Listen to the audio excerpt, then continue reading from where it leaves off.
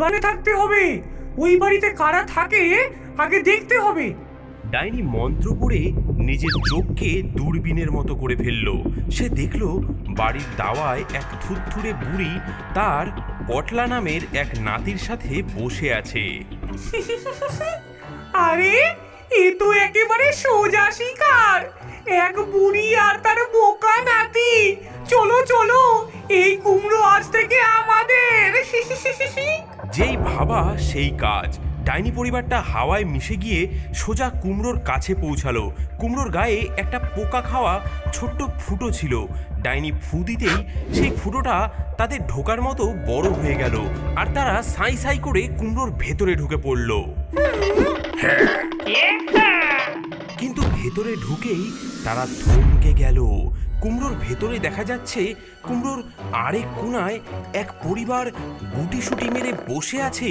তারা মানুষ নয়, তারা হলো মামদভূত, একজন গোফওয়ালা কর্তা ভূত, তার ঘ্যান ঘ্যানে স্বভাবের স্ত্রী আর দুটো বাচ্চা ভূত, যারা কুমড়োর বীজ নিয়ে লুডো খেলছে।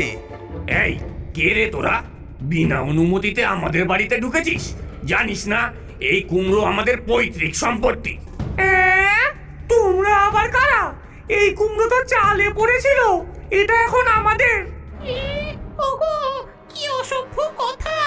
আমরা গত 50 বছর ধরে এই কুমড়োর লাইনে বাসা বেঁধে আসছি। এর আগেরটা ছিল চাল কুমড়ো, তার আগেরটা পুঁই শাকের মাচা। যাও যাও, ভাগো এখান থেকে। বউ বউ চলো পালাই, এরা তো ভালো ভূত বলে মনে হচ্ছে না।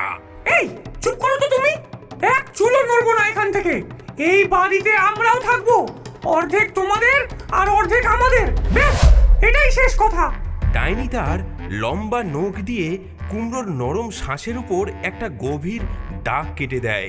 কুমড়োর ভেতরটা দুভাগ হয়ে যায়। দুই পরিবার নিজেদের নিজেদের ভাগের দিকে সরে গিয়ে রাগে একে অপরের দিকে তাকাতে থাকে। ভালো করলি না, কাজটা একদম ঠিক করলি না তোরা। এদিকে ডাইনির ছেলেটা কিছুতেই শান্তিতে নেই, তার চাই নতুন নতুন খেলনা। সে কুমড়োর ফুটো দিয়ে উঁকি মেরে দেখলো পটলার ঘরে একটা ঝকঝকে টিনের গাড়ি রাখা। গাড়িটার লাল রং দেখে তার চোখ চকচক করে উঠল। মা, ওই গাড়িটা আমার চাই, আমি আনবো। আগের বাড়ির কাঠের ঘোড়াটা তো ওই মানুষগুলো কেড়ে নিল। যা, কিন্তু শব্দ করবি না, ধরা পড়লে এবার আর রক্ষে নেই। ডাইনির ছেলে চুপি চুপি ঘর থেকে গাড়িটা চুরি করে যেই না কুমড়োয় ঢুকতে যাবে, অমনি এক বাচ্চা মামদভূত ছায়ার মতো এসে তার হাত থেকে গাড়িটা ছো মেরে নিয়ে নিল। এটা এখন থেকে আমার। কি সুন্দর গাড়ি! আমার বাবা এটা আমাকে এনে দিয়েছে। মা, দেখো না, ও আমার খেলনাটা চুরি করে নিয়েছে। এটা তো অন্যায় মা। এটা আমার গাড়ি, এই এটা আমার গাড়ি। খেলনাটা দে, দেব না, দেব না। এই খুশি ভাবে বসে দে তোকে। এই খেলনা, এই দে না, দে, দে, দে। আমার গাড়ি। ও মা, আমার গাড়ি। থাম তোরা, এই একটা সামান্য খেলনার জন্য কি যে ঝগড়া শুরু করেছিস! ছি! আর শুধু এদেরই বা কি দোষ দিই? তুমি, হ্যাঁ তোমাকেই বলছি, তুমিও কি এখনো ওই একঘেয়ে পুরনো সাধারণ খেলনা নিয়েই খেলছো? তাহলে কান খুলে শোনো আমার কথা, ভুলে যাও ওইসব। এবার এসেছে জাদুর দুনিয়া, আমাদের ক্ষীরের পুতুলের আধুনিক সব খেলনার দুনিয়া। আমাদের ক্ষীরের পুতুলের রিমোট কন্ট্রোল গাড়ি শুধু রকেটের মতো ছোটেই না, ভেতর থেকে আসল ধোঁয়াও বের করে। হি হি।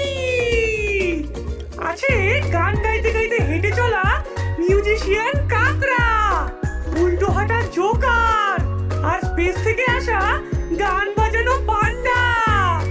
ভাবো একবার, যখন তোমার বন্ধুরা দেখবে তোমার কাছে আমাদের ডিজে ডিস্কো লাইটিং গাড়ি আছে, তাদের মুখগুলো কেমন হবে? এই ক্ষীরের পুতুলের খেলনাগুলো থাকলে তোমার আর কোনোদিন ঝগড়া বা মন খারাপ হবে না, কারণ পাড়ার সবচেয়ে সেরা, সবচেয়ে জাদুকরি খেলনাগুলো শুধু তোমারই হবে।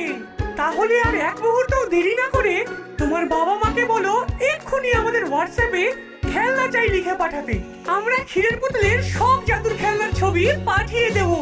ঘরে বসেই পেয়ে যাবে তোমার খেলনা, কোনো ডেলিভারি চার্জও লাগবে না। মনে রেখো, আসল মজা আর আসল জাদু মানেই ক্ষীরের পুতুল। ওদিকে ডাইনির স্বামীর পেটে আবার ছুঁচোয় ডন মারা শুরু করেছে। আজ ঠাকুমা ইলিশ মাছ ভাজা করেছে। আহা হা হা, কি গন্ধ! গন্ধেই যে আমার পেট ভরে যাচ্ছে গো। সে তার লম্বা রাবারের মতো হাত বাড়িয়ে যেই না মাছের বাটিটা ধরতে যাবে, অমনি উপরে মামদোয়ার্তা তার মাথায় কুমড়োর একটা পচা বীজ টুপ করে ফেলে